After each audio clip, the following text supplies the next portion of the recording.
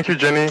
So we are very happy to have Aneesh Subramanian today, who is currently an assistant professor at the Department of Atmospheric and Oceanic Sciences at the University of Colorado Boulder. He's also a visiting scientist at the Center for Western Weather and Water Extremes at Scripps Institution of Oceanography, and a visiting scholar in the Predictability of Weather and Climate group in the Physics Department at the University of Oxford. He graduated from Scripps Institution of Oceanography in 2012 after previously obtaining a Master of Science from the Indian Institute of Science in 2006 and a Bachelor in Technology from the IIT Madras in 2004.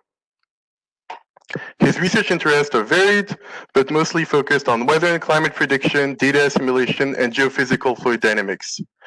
Last but not least, he is a very active member of the US Climate community and is currently serving on the Scientific Steering Committee, is a co-chair of the Phenomena, Observations, and Synthesis Panel, and the co-chair of the Ocean Uncertainty Quantification Working Group.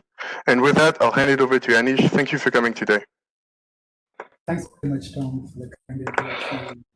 Thank you for the opportunity to present to this working group. I'll be presenting a few studies on different approaches that we have tested, my collaborators and I, in terms of representing uncertainty in our forecast systems, both on weather and climate timescales, using physical approaches, physical process-based approaches, as well as machine learning approaches. And I would like to acknowledge my collaborators of this work. I'll not read the full list, but the collaborators are from ECMWF, from CNS ISAC in Italy, University of Victoria in Canada, as well as collaborators at Oxford, CW3, at Scripps, and at Adversarial. So motivation for this line of research is in terms of improving our probabilistic forecast both from weather all the way up to climate timescales and representing uncertainty in our forecasts more accurately. This is a cartoon from WMO, the World Meteorological Organization, showing how information on various timescales from minutes, hours to days and weeks, which is on the weather timescale, information related to warnings and alerts, watches, weather forecasts, all of that has different applications in our society. And as we go further along in time, out to a century-long timescale, which is the timescale of climate change that we're interested in, at those timescales, we're looking more at scenarios, different scenarios that could play out based on different decisions that the society takes. So having information in all these timescales is important for many different applications in our society. But in addition to having accurate forecasts, it's also very important to have the uncertainty on our forecasts and how we use that uncertainty in terms of decision making for the different applications. So my talk today will be largely focused both on improving our forecast, but also having a better representation of uncertainty in our forecast. This is a brief outline of my talk today. I'll be talking about modeling uncertainty in forecast systems, specifically how it's modeled in the European ECMWF forecasting system. And then I'll dive deeper into an approach called stochastic parameterization, which represents uncertainty in the model. Impact of stochastic parameterization on the mean state of the model, and then briefly in terms of how it impacts subseasonal forecasts at the MJL. And just quickly, I'll touch on some experiments we're doing with atmospheric weather forecasts with a physical approach to modeling uncertainty. And then finally, I'll end with two studies that are being published in terms of using machine learning for post-processing forecasts as well as machine learning for stochastic parameterization. So first, before we start on stochastic parameterization, I just want to give a brief introduction on what qualifies as a reliable ensemble forecast. A reliable ensemble forecast provides a realistic estimate of uncertainty in our forecast. What I mean by this is explained in this cartoon. So the middle panel, which is the example of a reliable ensemble forecast, depicts the ensemble forecast in the blue dots. So that's think of this as an example of forecasting temperature in whichever city you are in right now. If you have an ensemble of forecasts of temperature in that city, let's say at day 5, the ensemble mean is represented by the white dot, which is the best estimate of the forecast probability. And then if you wait for 5 days, you get an observation, or you get the true reading of what the temperature should be based on reality. So then you can compute a forecast error, which is how wrong was your 5-day forecast in terms of ensemble mean minus the observation. And you can also compute the uncertainty in your forecast, which is the spread in your ensemble. So the ensemble gives you an ensemble spread, which is the variance in your ensemble. That is an estimate of uncertainty. If this uncertainty matches the error in your forecast, then we call that as a reliable ensemble, because that's giving us a good estimate of what's the uncertainty in our forecast. Two types of forecasts that are unreliable.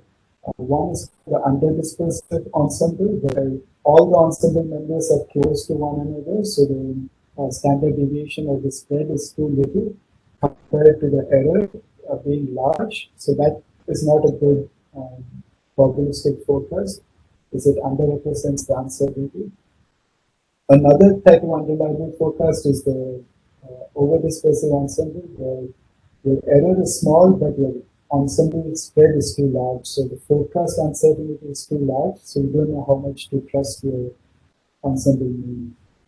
So what we are aiming for is a good probabilistic forecast that is reliable in terms of representing forecast uncertainty. The sources of uncertainty in our forecast system, there are two main sources. One is the uncertainty that comes about because we do not know the initial condition accurately for our forecast. So this has been studied over the past several decades, starting from Lorenz's studies on sensitivity to initial conditions even in a deterministic theoretic system. The second type of uncertainty, which is largely the focus of today's talk, is sources of uncertainty that comes about from errors in our representation of physical processes in the model. So this comes about because of a lot of the different parameterizations that we have in our present weather and climate forecasting models. In addition to that, there are processes that are not parameterized or not represented, and those as well add uncertainty to the forecast. In terms of how initial condition uncertainty is represented in our forecast system, in the ECMWF system, this is currently represented using singular vector perturbations that project onto the largest error-bearing nodes in the system, as well as ensemble data assimilation perturbations that comes from assimilating data in an ensemble framework. The second kind of uncertainty, which is the model error or the model uncertainty, that is represented using two stochastic schemes, which I'll describe in the next slide. One is physical perturbations, stochastic physical perturbations, and another is kinetic energy backscatter scheme. This has been studied and presented since past 2 decades or so. The Victor Bitsa et al. Was one of the first publications on representing stochastic processes in forecasting systems. There's a very good recent review paper led by Judith Werner on stochastic parameterization in weather and climate models. So just quickly, in terms of describing the stochastic scheme that is used in the ECMWF model, one of them is stochastically perturbed parameterization tendencies. What's done here is all the physics tendencies, so the time tendency of temperature, humidity, and the winds at every time step is collected from the different physical parameterization. So not from the dynamical code, but the physics parameterization tendencies. All of them are accumulated And then they are perturbed with a random perturbation represented by this. So it's a multiplicative noise term. The new tendency is equal to 1 plus this random perturbation times the old tendency that is coming from the physics parameterization. This random perturbation has a spatio-temporal decorrelation length scales that are characterized by mesoscale perturbations, synoptic scale perturbations, and large-scale global scale perturbations, having their own standard deviations associated with them. The second type of uncertainty that is represented in the model is a process that is not parameterized or not represented. This is kinetic energy backscatter. So how much energy from small scales is transferred to upscales. This is represented as a stochastic process, which is a function of how much energy is being dissipated at each time step in the model. I'll be mainly describing results that use the SPPT scheme and sensitivity to the SPPT scheme. So the impact of stochastic parameterization on the mean probable precipitation in the model. This work result from Ante Weisheimer's paper, and then later on we did some more sensitivity studies to study the impact further, which is in my 2016 paper. So what's shown here on the top left is the mean precipitation from observations, so GPCP mean precipitations. You see the ITCZ, the tropical convergence zones, the SPCZ, and other regions with the maximum precipitation around the globe. And then there were two experiments conducted over a 30-year period with the seasonal forecasting system. One of the experiments, all the stochastic forcing was switched off. And another experiment, the stochastic physics was switched on. What's plotted on the bottom two panels is the difference of the stochastic physics off minus observations. So what we see here in the blue colors are enhanced precipitation. So the model has a bias of precipitating too much in the tropics along the IPCC and the SPCC region. And this is true for both experiments where the stochastic physics is on or off. And then we look at the difference of the stochastic physics off minus on case, which is the top right panel. What we see here is that the stochastic physics off case has more precipitation than when the stochastic physics is active. And this is in the regions where the model is already biased in terms of having higher precipitation. So what this is indicating is that adding stochastic perturbations to the model reduces precipitation bias and improves the mean state of the model, the mean climate of the model. Now I'll present a couple of quick results on the impact of stochastic physics on the MJO in the model. This is looking at the forecast of MJO over a 5-week period. This is looking at a probabilistic scale score, continuous rank probability scale score, CRPSS. The red line here is the model with no stochastic physics, so it's the deterministic ensemble where the perturbations are just from the initial conditions. And then all the other colored lines are different sensitivity experiments with the stochastic physics on. What we see is, at least for the first 2 weeks, the probabilistic forecast of the MJO is improved, where the scale score is higher for all the stochastic physics cases. Beyond week 3, we see a large spread in terms of the deterministic versus stochastic ensembles. And then further, we have done experiments adding stochastic perturbations on climate timescales, so running the climate model with stochastic physics active over a 60-year period. This is looking at the MJO representation in this climate run. So this is natural variability, not initialized variability, but natural variability in the model for the non-MJO oscillation. The middle panel is the observed variability. What's plotted here is the correlation of precipitation at every longitude along the equator in an equatorial band with precipitation in the Indian Ocean region, 70 to 90 east. And on the y-axis, we see the lead lag correlationship from minus 30 days to plus 30 days. The line pointers are the lead lag correlation of the wind, U850 millibar winds. So in the observations, what we see is that this precipitation signal initiates about 10 to 15 days before in the West Indian Ocean region, and then it propagates through this Central to East Indian Ocean box, which is the box that we have chosen for the reference precipitation time series. And then it propagates through the maritime continent all the way up to the Great Line.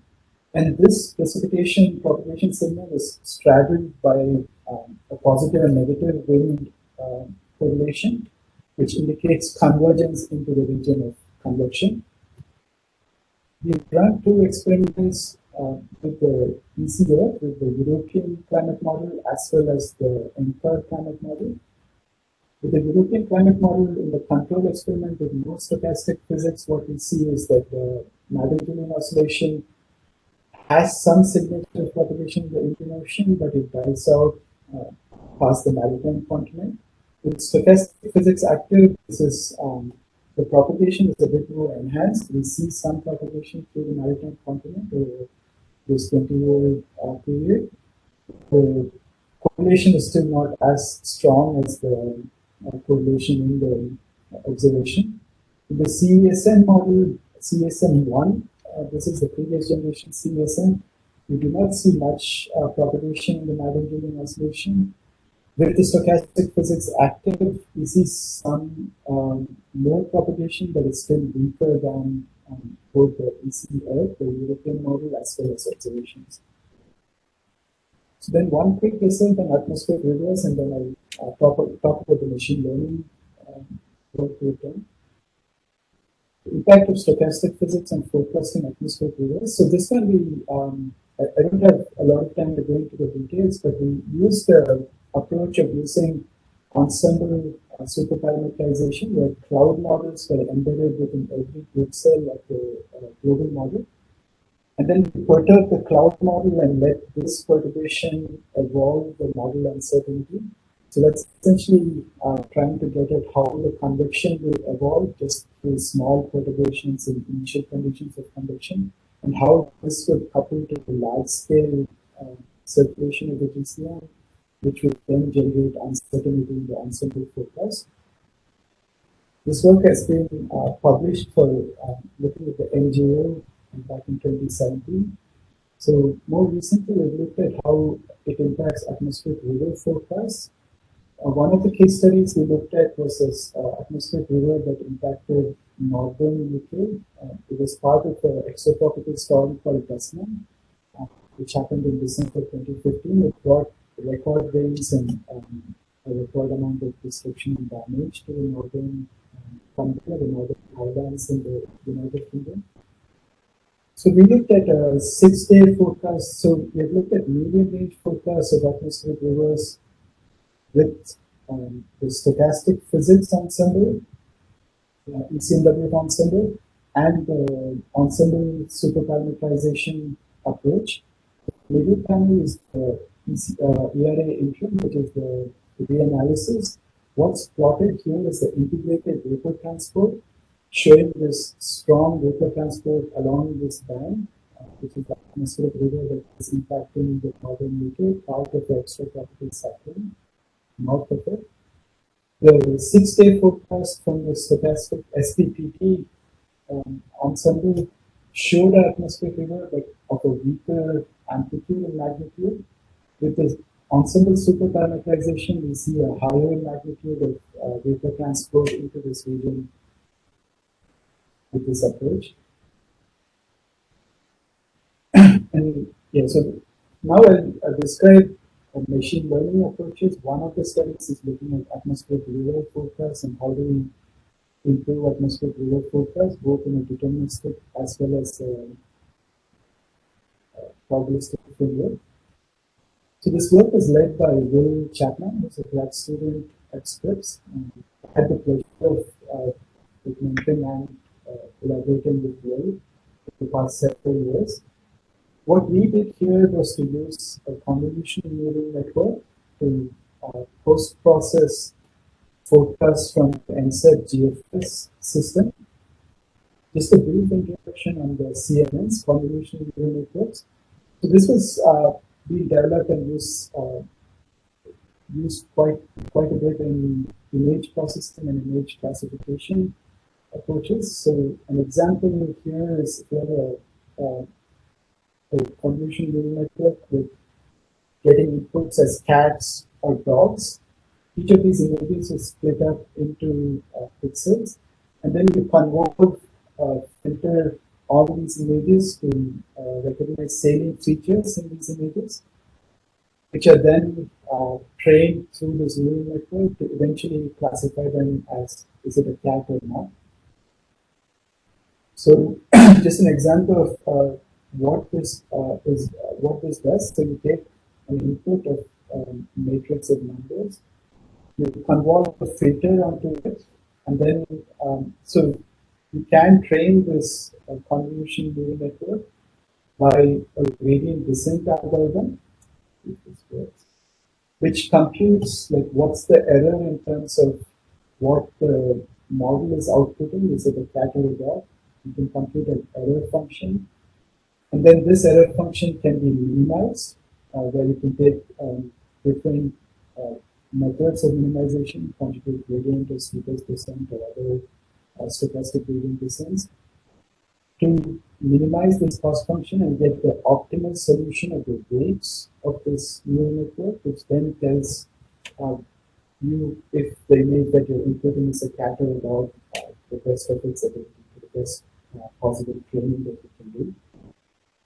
So we did this approach to train forecasts on reanalysis at a different lead time verification from 1 day to 10 days.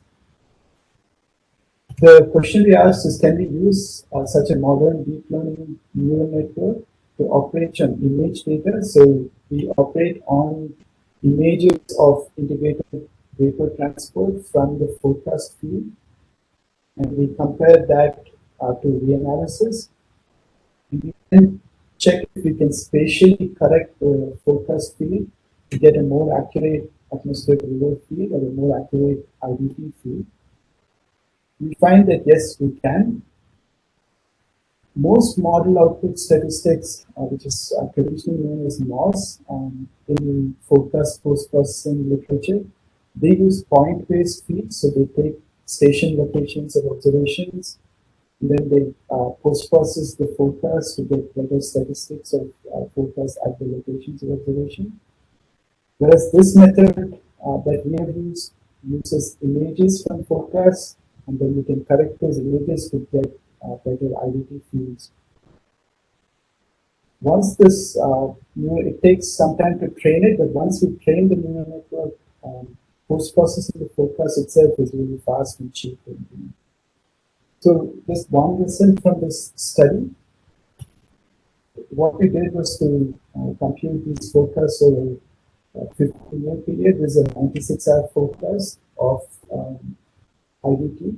We compute the percentage improvement in the routine square error of integrated vapor transport. The cool colors here, the blue colors indicate improvement in the forecast. With this post-processing method, we get up to 10 to 20% improvement. And overall, everywhere over the Northeast Pacific domain, we see an improvement, very little degradation of the forecast due to this method. So one last study in the last few minutes that I wanted to describe. Before that, so Will is continuing on this method. So the previous method I described was using a deterministic forecast, the GFS deterministic forecast, and improving on it. Furthermore, we are using a more recently developed method called Bayesian neural networks to generate and improve ensemble forecast through a post-processing method. And for this, we can describe probabilistic skill scores as our loss functions, which have to be optimized. So one example is the CRPS, the continuous time probability skill score. Another one uses the tail pullback log divergence and the negative log likelihood. So these results are being written up by Will. I'm not presenting it here today. Once it's published, we can share it with you. Another study that I collaborated, this was led by David John Gaffney at NCAR, used the Lorenz model, an idealized atmospheric model with two layers. One is the one can be thought of as a coarse resolution GCM model, and then the second layer is more representing something like superparameterization or subgrid scale processes. So this subgrid scale forcing can force the large scale X variable. So you have a fully coupled system of small scales and large scales interacting in this model. What we attempted to do was to use a machine learning method to train and derive the tendencies of these subgrid scale variables, the Y variable in the model. And we used an approach called GANs, which is Generative Adversarial Networks, a machine learning method. So the way the GANs work, they have two sets of networks. One is the generator, which creates synthetic samples drawn from training data based on what's known as a latent vector in the field. So this generates samples that could look like a real sample from the real data. What then is done is a second set of networks, which is known as the predict network. This determines if the sample is actually a part of the real sample or not. This then distinguishes between the true sample or the synthetic sample, and then there's some back propagation that happens within this whole set of neural networks to train the whole, train the two sets of neural networks to produce synthetic samples that match the true sample. So in our case, we had this vector, the input of the large scale X field, the tendency field from the previous time step, and stochastic noise or random noise, and we generate the future time step tendency of the small scale. We did several tests with different amount of stochastic noise in this system. We tested white noise versus red noise, so correlated noise, and how that could affect results. So this paper is published. I shared the reference with all of you. What we saw with trying different combinations of white and red noise in the different amplitudes of noise, we see some cases where this GANs, the machine learning method, is able to improve both weather forecast. So what's plotted here in the cross symbol is the root mean square error, and the circles are the spread. And we compare this to the true system as well as the polynomial set, which is the gray line here. So we see in some cases that the root mean square error for the GANs and the spread is better matched and is smaller than the polynomial fit, but a lot of cases the root mean square error is larger. So the GANs are quite sensitive to the both the noise term and how we train it. But one key result we see in this case is both the climate forecast, which was quantified using the Hellinger distance here, a measure of how different the PDFs of the climate of the system was, as well as the weather forecast, which is the root mean square and spread ratio. We see some configurations of GANs which do better than the polynomial fit, better than simple statistical approaches to parameterize the time scale. So we think this can be used in more complex climate models to both improve weather and climate time scale forecasts. So with that, a minute or so over, sorry about that. I'll quickly summarize. Stochastic approaches have been shown to be very beneficial both for improving probabilistic weather forecast, and more recently they also showed promise in terms of improving the mean climate biases in the model. And some results that I presented today, as well as several studies by many of you in this working group show that machine learning approaches can be used both to improve weather and climate transport forecasts, as well as uncertainty. Then finally, I would like to conclude that we have been talking about this data science working group in our YouTube working group as well, and we think some of the methods that you are reviewing and developing could be very useful for YouTube applications as well. So as we progress with our working group, we just started this year. It would be great to continue the dialogue, continue collaboration.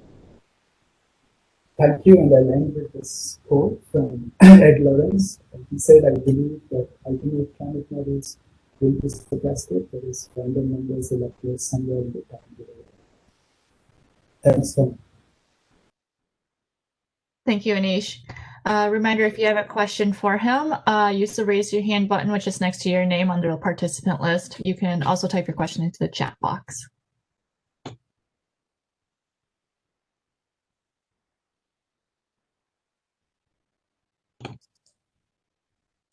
You can start out with a question from Tom, if you want to go ahead and ask yours. Thank you, Aneesh, for a great talk. So you've shown various methods to model and represent the ensemble spread, or better parameterize the stochastic aspects of numerical weather prediction models, like stochastic parameterizations, more classical stochastic parameterizations, GANs, and Bayesian neural networks. I was wondering, what do you think will change if we try to use the same approaches to emulate the ensembles of climate models instead of numerical weather prediction models? Yeah, that's a good question, Tom. So that's one thing we tried to test with the GANs. We haven't thought of it in the DNA field, in the neural network framework, but in the GANs, what we saw was there was promise in using GANs for stochastic parameterization of the subject-scale tendencies, and we saw an improvement both on the climate time scale in terms of improving the PDF measure, the variable distance. But the same exact parameterization, we didn't change or tune it differently for the weather forecast. But in the simple Lorenz 96 model, with the same approach, we saw that it improved the weather time scale, spread ratios as well. Yeah, and I gave a lot of different results and methods. I thought that would be more useful for the working group discussion rather than diving into any of these. But all these studies have been published, and we'll be happy to talk to you more in these studies. But I think these methods should be explored further in more complex models like the full GCMs. That's one challenge, I think. And with the GANs, one thing we saw was it is sensitive to the noise we add, but the training is quite sensitive. It's not really related to the amount of noise we add or the input variables that we give to the system. So that's one thing that needs to be explored further to try and see which best configuration would work for our PCBs.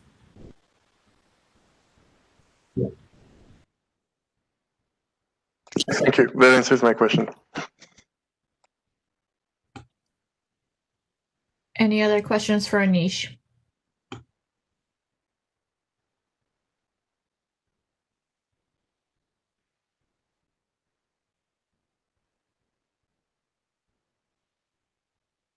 I have a quick question for Aneesh. This is Chanelipo. Hi, Aneesh. Thank you very much.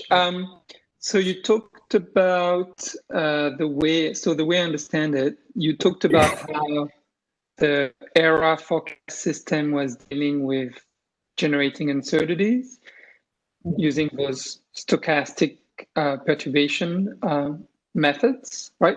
Do you know if that's the same that they use? Is it also applicable to ERA 5, the reanalysis product that one may download and download the uncertainty or associated with that?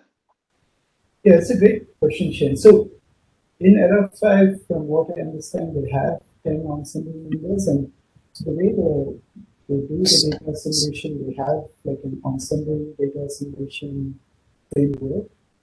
They run the model out like for 24 hours as a forecast system, and then they assimilate the observations at the end of the 24-hour period. From my understanding, they do include the stochastic predictions in the forward line, but at assimilation time step, they're not including like the stochastic perturbations within the model Q matrix, like the model error matrix that goes into the assimilation. That's my understanding, but maybe I should look further into. Okay, thanks.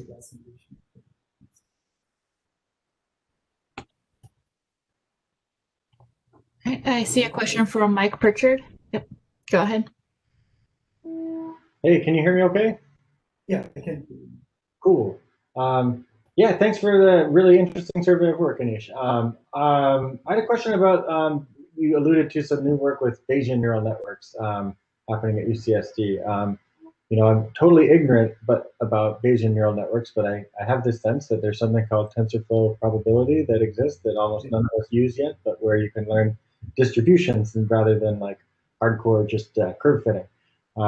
What's your sense of how hard that is to do and approachable, and how much it's being explored so far in the community, either at UCSD or at ECMWF? Thanks, Mike, for the question. So this work is relatively new. So we are using the TensorFlow probability. I think there's a PyTorch version also of the probability concept.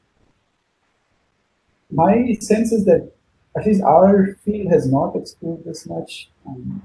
I think even in the machine learning community, this is a relatively new field compared to many of the traditional other approaches like CNNs or traditional MNs. One of the leading works on this is Lorenz, I think, from Oxford, who developed many of the learning framework.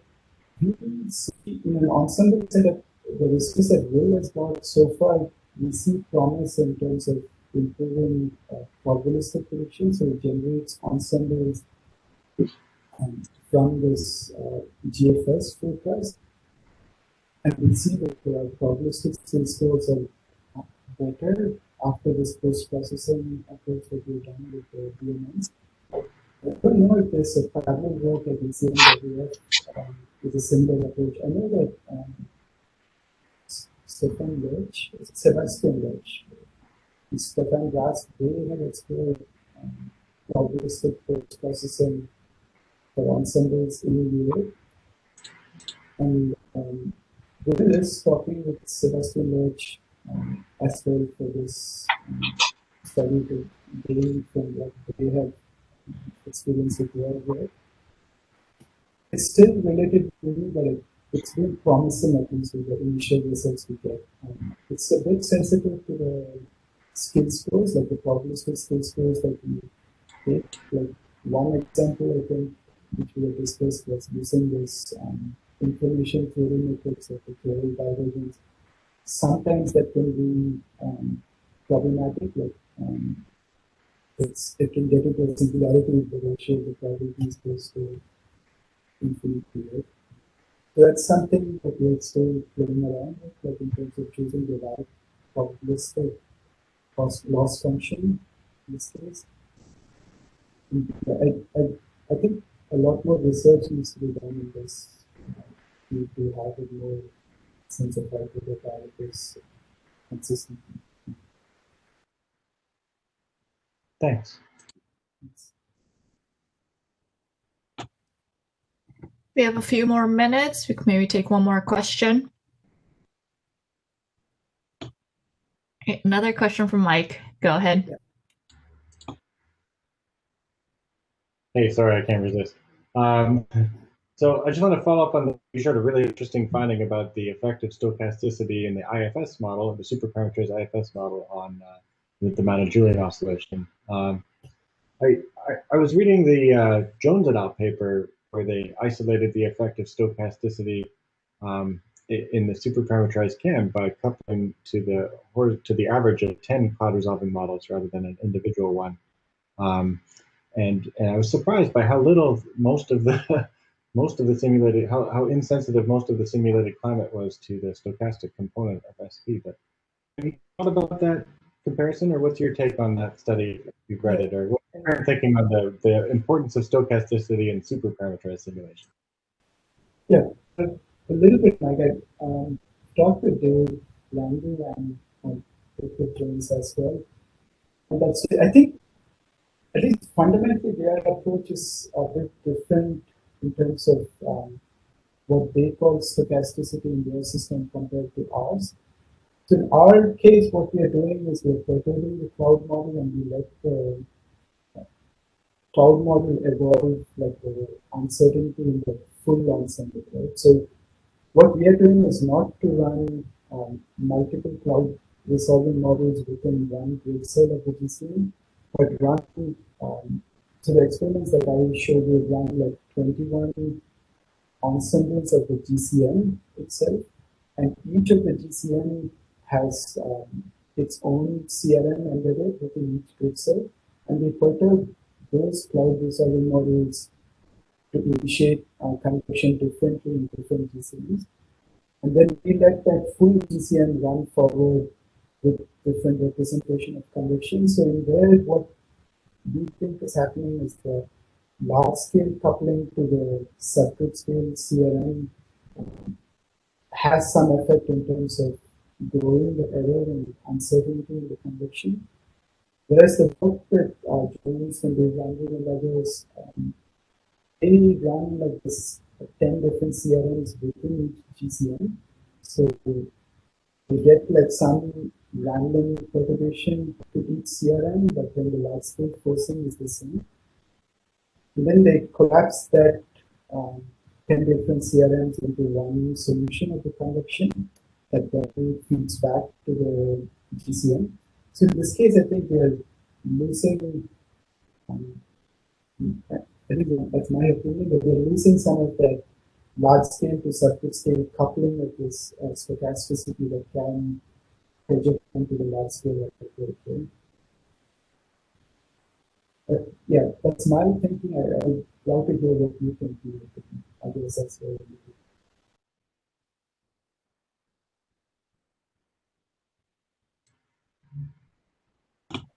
Okay, and let's end this session with a final question from Allison Gray. She says, thanks for a great talk. Are there examples of these types of techniques being applied to ocean models? Thanks for the question, Alison. Great question. I think, so the machine learning approach, there are works that try to parameterize ocean subgrid scale processing with machine learning. Zana's group is leading a lot of that work. In terms of stochastic perturbations to the ocean forecast, also there is work ongoing both within NOAA here in the US as well as ECMWF. I think Zana has pioneered some of that work in the European side in terms of implementing stochastic perturbations, like in the ocean eddy parameterization or like ocean subgrid scale parameterizations within the seasonal forecasting system of ECMWF. And they do see improvement of better probabilistic forecast, including stochastic perturbations in the ocean as well. Stefan Lurica was one of the postdocs at Oxford who led one of the studies of stochastic parameterization in the ocean. Hope that answered your question, Jason. Thanks, so she said thanks. All right, so thank you, Aneesh. I think at this point, we will conclude the open session of today's webinar. As I said earlier, a recording will be shared later this week. And coming up in 2 weeks on October 26th, we will have Gray Nearing of the University of Alabama. His talk is entitled, What Role Does Hydrological Science Play in the Age of Machine Learning? So until then, feel free to reach out to me if you have any questions about US CLIVAR or the working group. And thank you everyone for joining.